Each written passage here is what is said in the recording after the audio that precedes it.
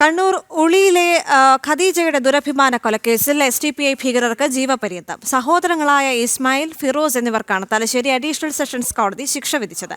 2012-ലാണ് രണ്ടാം വിവാഹം കഴിക്കുന്ന വിരോധത്താൽ സഹോദരങ്ങൾ ഖദീജയെ കുത്തിക്കൊലപ്പെടുത്തിയത്. ഖദീജയുടെ സഹോദരങ്ങളായ SDPI പ്രവർത്തകർ ഇസ്മായിൽ, ഫിറോസ് എന്നിവർക്കാണ് തലശ്ശേരി കോടതി ജീവപര്യന്തം ശിക്ഷ വിധിച്ചത്. രണ്ടുപേർക്കും 60,000 രൂപ വീതം പിഴയും ശിക്ഷ വിധിച്ചു.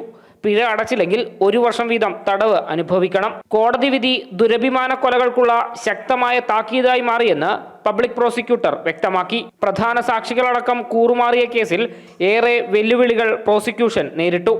സ്വന്തം ബന്ധുക്കൾ, അയൽവാസികൾ, നാട്ടുകാർ ഇവരൊക്കെ സാക്ഷികളായിരുന്നെങ്കിലും കേസിൻ്റെ വിചാരണ വേളയിൽ ഇവരൊക്കെ കൂറുമാറുകയായിരുന്നു.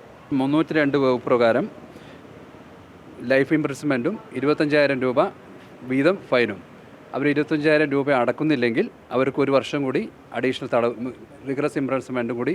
2012 ഡിസംബർ 12-നായിരുന്നു നാടിനെ ഞെട്ടിച്ച കൊലപാതകം നടന്നത്.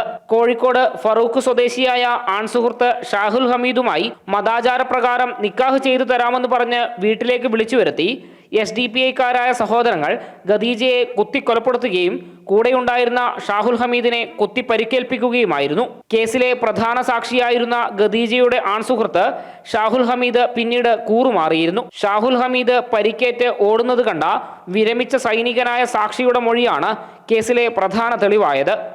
ജനം, കണ്ണൂർ.